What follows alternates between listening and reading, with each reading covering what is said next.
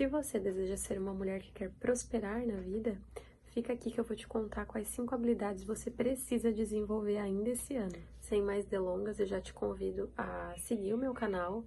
Aqui eu compartilho temas como esse, com relação ao desenvolvimento principalmente feminino, o universo de finanças e também sobre carreira. A primeira habilidade que eu costumo considerar e algo que eu já venho testando há algum tempo, na verdade faz parte aí do meu repertório de habilidades que eu desenvolvi aí desde a minha época na escola, e eu vou mais adiante contar um pouco dessa minha trajetória aí para vocês com relação à minha vida acadêmica, que eu acho que foi um dos grandes fatores aí que influenciaram essas habilidades que eu desenvolvo até hoje e que eu tenho uma paixão bastante grande, né, por essa questão aí do desenvolvimento, é a questão do hábito da leitura. Eu considero que as mulheres que têm o hábito de leitura, seja de livros, né, pode ser de repente até um livro que muitas vezes a gente considera um livro mais leve, um romance, às vezes um livro de aventura, desde, né, dessas leituras mais simples até as leituras mais elaboradas, geralmente te levam a um patamar de diferencial em relação a outras pessoas. Então, dando um exemplo bem pessoal para vocês, eu sempre fui uma pessoa que eu tive o hábito de leitura desde a escola. E além desse hábito ser algo que eu levei para minha vida pessoal como carreira, foi algo que me diferenciou muitas vezes em provas de concurso, me diferenciou em provas de vestibular. Foram diferenciais que me ajudaram a alcançar outros objetivos. E outro aspecto que eu considero bastante relevante é que eu acabo aprendendo diversas coisas diferentes daquilo que eu tô habituada. Então, por exemplo, eu tenho o hábito de ler livros de autoajuda e eu acabo recebendo ali algumas cargas de informações desses livros de autoajuda que me fazem desenvolver aspectos da minha vida, principalmente relacionados à carreira e à parte financeira, né? Que hoje são temas que eu acabo focando mais para estar estudando. Então, junto com o hábito da leitura, acaba por consequência vindo esse hábito dos estudos, né? E eu considero que foi um fator bastante relevante esse hábito que eu criei, que naturalizou um processo que muitas vezes a gente deixa como algo maçante, né? Sentar para fazer uma leitura de algo que às vezes não é tão interessante, mas que você sabe que vai ter um resultado lá na frente, acaba sendo bastante positivo, né, para nossa vida como um todo. Desse modo, parte das habilidades que eu desenvolvi, né, na minha carreira e na minha vida pessoal, elas vieram da leitura, né? Isso fez com que eu abrisse um leque de possibilidades na minha mente. Enfim, né, eu acabei estudando por vezes coisas que não eram necessariamente aquilo que era do meu interesse, mas que eu considero como coisas importantes aí para o decorrer da minha vida. Especificamente sobre leitura, eu diria que é um dos pontos principais, assim, que eu considero como uma virada de chave aí na vida de toda mulher, né? Quem não tem esse hábito de ler, considere colocar isso como uma meta para 2026 ainda. O segundo hábito, né, que eu coloco como algo essencial aí para o desenvolvimento da vida, né, pessoal dessa mulher, dessa pessoa que quer prosperar,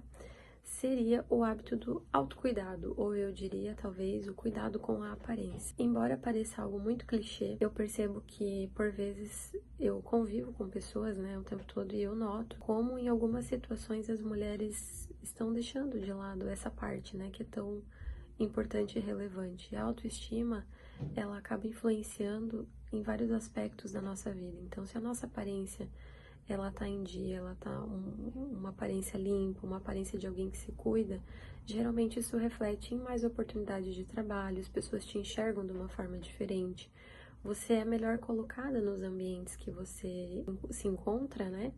E eu considero que isso não é só no trabalho, mas às vezes até um ambiente familiar, né? Um ambiente com pessoas que geralmente estão aí no seu convívio, que vão passar a notar quando você se vê de uma forma diferente. Então, é algo que eu considero realmente como uma habilidade para desenvolver, para quem não tem esse costume, né? Eu não tô dizendo de fazer coisas mirabolantes, como, por exemplo, aí, botox, essas questões mais estéticas, mas realmente uma coisa que seja mais básica de você estar mantendo. Eu costumo dizer que é uma estética que seja de fácil manutenção. acho que facilita a gente ter coisas básicas que funcionam. Então, por exemplo, eu não gosto de me maquiar, eu não gosto de passar aquele rebocão na cara. Então, pense em produtos que sejam fáceis para você estar fazendo a sua manutenção da sua beleza aí básica. Então, por exemplo, você tem um batom, você tem um rímel, de repente um protetor solar com cor que já vai te dar uma cara de alguém que realmente cuida aí da sua aparência, sem ser algo que vai te custar tanto tempo, né? Ou te custar e de repente também financeiramente, né? A terceira habilidade eu considero que seria a independência, né? A autonomia aí diante de algumas situações que a vida te coloca. Eu vou dar um exemplo pessoal de mim. Até um certo momento da minha carreira, eu passei, né, por uma fase, como a maioria das pessoas passam, né? Eu entrei numa empresa, eu era como se fosse uma pessoa júnior, né, que estava ali início de carreira, tudo mais. E aí eu migrei de uma empresa para outra. Eu acabei entrando numa área muito similar com a minha primeira empresa, numa estrutura um pouco diferente, um pouco menor. Então passei a ter um pouco mais de visibilidade nos trabalhos, fui ganhando um pouco mais de autonomia, mas eu tinha uma pessoa acima.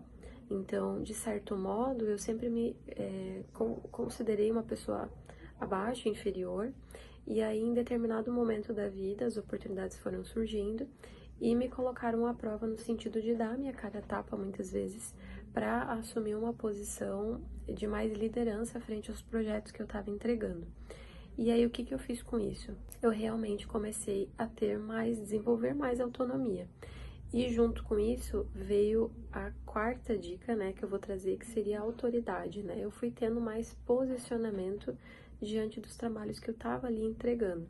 Então os clientes passaram a me ver como uma pessoa de referência, como uma pessoa para quem eles podiam ligar e tirar as dúvidas, como uma pessoa que, se acontecesse alguma situação, eu não era mais a coadjuvante naquele projeto, mas sim a pessoa que estava encabeçando, né, que estava cuidando ali daquela situação, e também de situações que vinham em consequência daquele trabalho que eu estava desenvolvendo. Então, praticamente essas duas habilidades, né, a autonomia e a autoridade, eu acabei desenvolvendo muito na sequência uma da outra. Acho que uma realmente acabou me empurrando para desenvolver a outra.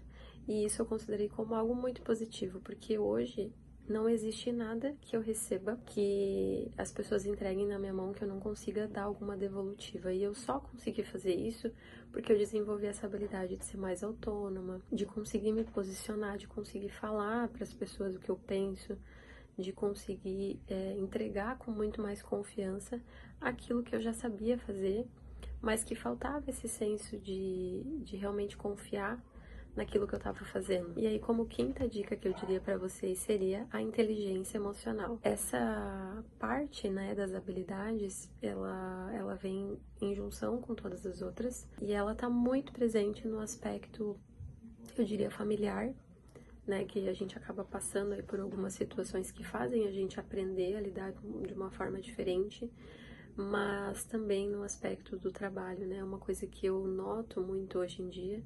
E eu costumo dizer que eu me considero uma pessoa muito polida no trabalho, então eu tento não me envolver em conflitos, eu tento não ser uma pessoa que está envolvida em fofoca, eu tento ser uma pessoa que lida com os problemas, né, corriqueiros do dia a dia com muito mais leveza e tranquilidade, sabendo tudo aquilo que eu sei entregar, sabendo até onde eu consigo ir, né, com todos os meus limites, na medida do possível, né, tentando aí equilibrar esses pratinhos que acabam surgindo na nossa vida. Então, a inteligência emocional, eu diria que daria pra gente dividir ela em duas vertentes, que seria a autoconsciência, né, você entender aquela situação, perceber, né, que por vezes algo aconteceu que te deixou frustrado, você tinha uma certa expectativa, mas vem a segunda parte, que seria o autocontrole, é você não levar às vezes pro lado pessoal, né?